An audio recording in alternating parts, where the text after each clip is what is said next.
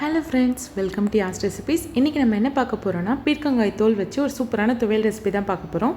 அதுக்கு ஃபர்ஸ்ட் கடாயில் கொஞ்சமாக எண்ணெய் சேர்த்துக்கோங்க. இதோடவே ஒரு ஸ்பூன் அளவுக்கு உளுந்து சேர்த்துக்கலாம். ஒரு ஸ்பூன் கடலைப்பருப்பு சேர்த்து இது நல்லா வறுத்து எடுத்துக்கோங்க. கலர் நல்லா சேஞ்ச் ஆகணும்.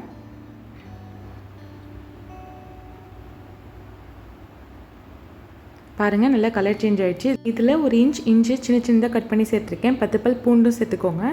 இது ஒரு 2 நிமிஷம் நல்லா வதக்கிக்கலாம். இதோடவே 10 காஞ்ச மிளகாய் சேர்த்துக்கோங்க. எப்போவுமே துவையலுக்கு காரமும் புளிப்பும் ஜாஸ்தியாக இருக்கணும், அப்போ தான் ரொம்ப சுவையாக இருக்கும். இப்போ காஞ்ச மிளகாய் நல்லா வறுத்ததும் இதில் பீர்க்கங்காய் தோலை நல்லா வாஷ் பண்ணிவிட்டு நான் சேர்த்துருக்கேன். இது வதங்க ஒரு 6லேருந்து 10 நிமிஷம் கண்டிப்பாக ஆகும். நல்லா ஸ்லோ குக் பண்ணுங்கள்.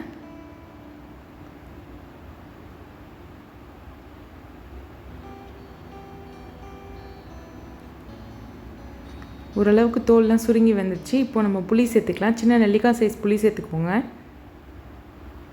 இப்போ ஒரு 2 நிமிஷம் வதக்கிக்கலாம். இப்போது இதுக்கு தேவையான அளவுக்கு கல் உப்பும் சேர்த்துக்கலாம். பாருங்கள், இப்போது நல்லா வதங்கிடுச்சு. தோல் நல்லா சுருங்கிடுச்சு. இந்த ஸ்டேஜ்க்கு வந்தோடனே கேஸ் ஆஃப் பண்ணிவிட்டு இதை ஆற வச்சு மிக்ஸி ஜாருக்கு மாற்றிக்கலாம். இதில் கொஞ்சமாக தண்ணி சேர்த்து அரைங்க, ஏன்னா துவையல் கன்சிஸ்டன்சியில் இருக்கணும்.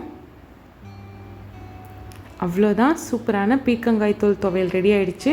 இதில் நிறைய சத்து இருக்குது. இந்த துவையல் கண்டிப்பாக ட்ரை பண்ணி பாருங்கள், ரொம்பவே டேஸ்ட்டாக இருக்கும். இது இட்லி தோசைக்கெலாம் ரொம்ப நல்லாயிருக்கும். அதை விட சூடான சாதத்தில் பிசைஞ்சு சாப்பிட்டு பாருங்கள், அட்டகாசமாக இருக்கும்.